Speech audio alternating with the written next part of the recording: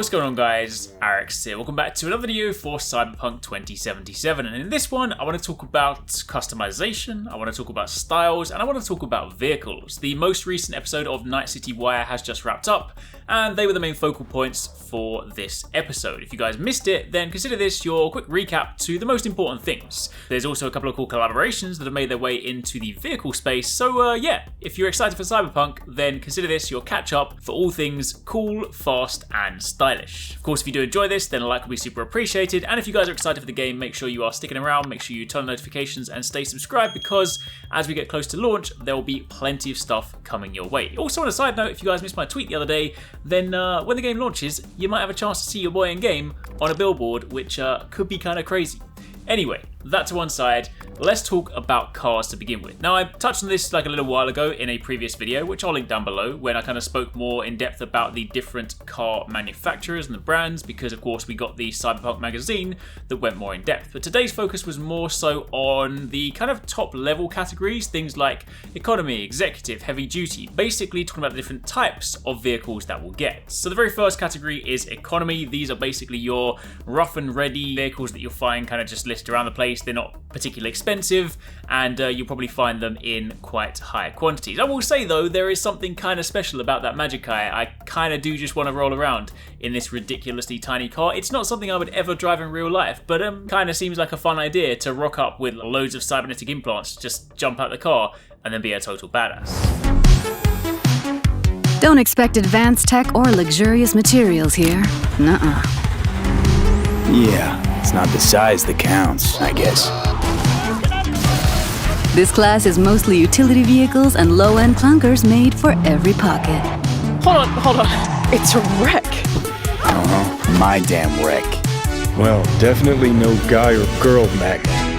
Then of course you jump up to the next stage of things and you have the executive vehicles. These are the ones, of course, if you want to look a little bit more flashy, you of course want to roll up somewhere with some substance and you want people to take you slightly more seriously. If you need to impress, look to this class alone. I'm putting my ride on the line. Either you match it in cash, or you can forget about the fight.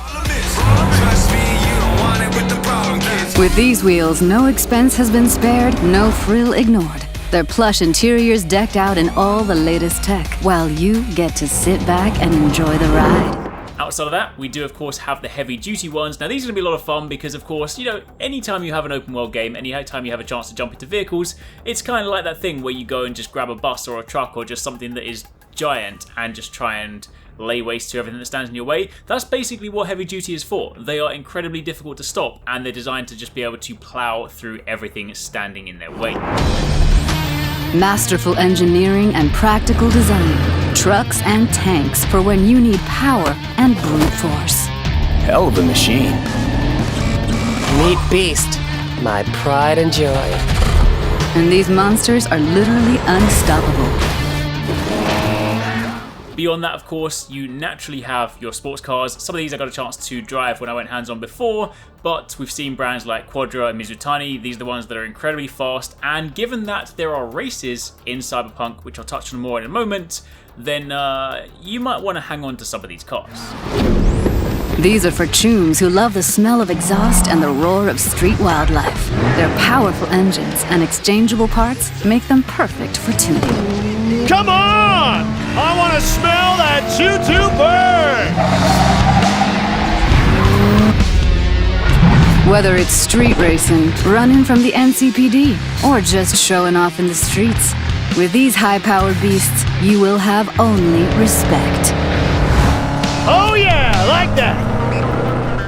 Then of course, outside of that, you have the Hypercars. The one that's most notably seen before is the Rayfield, which of course was in the very first gameplay that came out. That was the car that we had to try and steal. But of course, other brands in here include things like Herrera. These are your incredibly expensive, incredibly fast, and also heavily armored vehicles that are basically just the top end. Not the sort of thing that you'll see many people driving, so if you have one of these, it definitely gives you status. If you need speed and armor, the Hypercar class is for you. It means precise bodywork, built-in LiDAR arrays, and really expensive materials. Imagine you're sitting on a pile of eddies. Probably less than 1,000 people in the world can afford the errand. Not your typical urban vehicle. They will take you places you never dreamed you'd go. Now, of course, outside of that, I mentioned that there will be races. You may have seen a glimpse of that during the sort of initial trailer where you see some of these checkpoints you got to drive through.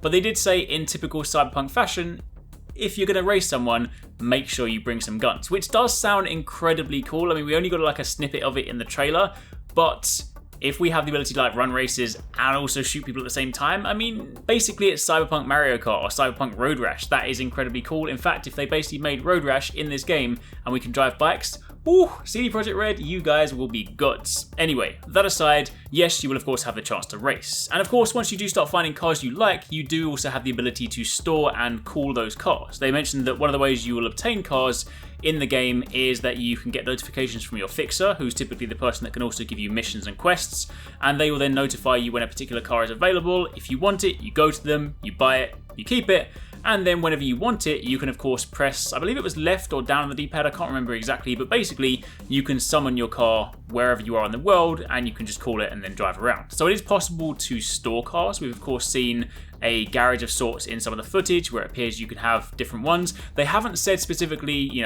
quite how many you can have, whether it's possible to store all the cars, and also they haven't touched on whether it's possible to steal a car and then store it. They did mention that, the way in which you obtain cars can be done in different ways. You can buy them, you can steal them, but quite whether you're then able to keep them will of course remain to be seen. Lots of questions we do still need answered, but for the time being, there is of course the ability to grow your car collection. And speaking of car collection, one for the petrol heads out there is a collaboration. In fact, there are two different collaborations in this game. The first one is with Porsche, where Johnny Silverhand's car is actually the classic Porsche 911 from 1977, which means that by the time Cyberpunk comes out, or at least you are in Cyberpunk, should I say, and it's the year 2077, his car will technically speaking be 100 years old. So that is pretty cool. That's of course his car.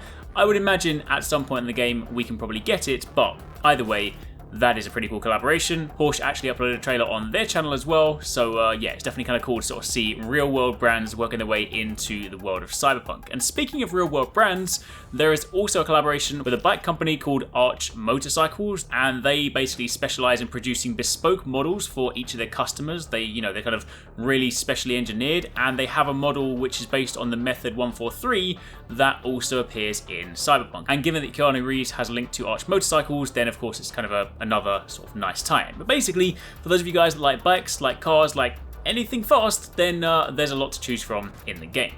However, on top of that, I mentioned that your cars can also reflect your styles, and this leads nicely into the style aspect and the customization aspect in-game. We of course know there's plenty of different cosmetic options, but it's worth noting that styles and customization extends to far more than just your clothing. It can of course and will of course include clothing, but it can also include your cars, your implants, and even your guns. You may have noticed in the initial sort of trailer footage that was earlier on where they were sort of showing the different calibers and styles of cars, some of them even had an entry on the screen for the style that they belong to. So the fact that you can then, find a style, lean more into it, and make sure that, every aspect of your character reflects that, be it your implants, your weapons, your clothes, and your cars, really does allow you to embody that wholeheartedly. Your four main styles are Kitsch, Entropism, Neo-Militarism, and Neokitch. Kitsch is basically the style over substance, or at least that's their motto for that style. It says that as society began to recover after the stock market crash, people looked for a way to brighten up the grey world they'd become accustomed to. Kitsch was at the time a popular counter-cultural movement against the austerity of entropism, an expression of happiness and recovery in a period of relative excess typified by bold colours, bright plastic, and accessibility. Following on from there, you then have entropism, which is all about necessity over style. It was said that the first of the design eras, entropism, is typified by necessity over style and draws its roots from a period of austerity following a global financial crash earlier in the cyberpunk lore. Buildings in the style of entropism are old, grey and decrepit, and appear in areas where people can't afford to modernise, so you'll find this most typically out in the Badlands. You then have neo-militarism, which is substance over style. Neo-militarism is separated from the austerity of entropism by its sleek and domineering aesthetic. It's power dressing for the already powerful. It has an air of practical luxury. Unsurprisingly, this pillar also includes the various organised militias of Night City, who wield their imposing appearance as a weapon of intimidation. Basically, your suits. And then finally you have Neokitch, which is style and substance. Where the original Kitsch era was marked by its accessibility, Neokitch is the opposite. This is the look of the ultra-rich, appropriating the surface level aesthetic of kitsch without acknowledging its cultural motivation, warping it into a statement of abject wealth. While it has a similar colour palette to the earlier era, Neokitch incorporates natural fabrics into its clothing and things like wooden marble into its architecture. And that's pretty cool because, again, when you look at the different styles, these will be reflected in different car models. You may even have the same car model but in different styles. So if you find like a regular car you like, but it falls within the entropism style, it may well look more like it belongs in the Badlands with, pieces bodged together, pipes and dusty looks. Meanwhile, if you find that same model, but in say the Kitsch or the Neokitch style, then it's going to look remarkably different. It'll also sound different, behave different. Basically, there's a lot of personalization in the vehicles. In fact, they said that all personal vehicles you can obtain are unique in Cyberpunk. So yeah. Customization, style, vehicles, there's a lot to like. So that is your little rundown. Hope you guys enjoyed that. Let me know in the comments down below what you guys think. Let me know what style kind of aligns with you most notably, and of course what cars you like the best. And be sure to keep it locked for plenty more.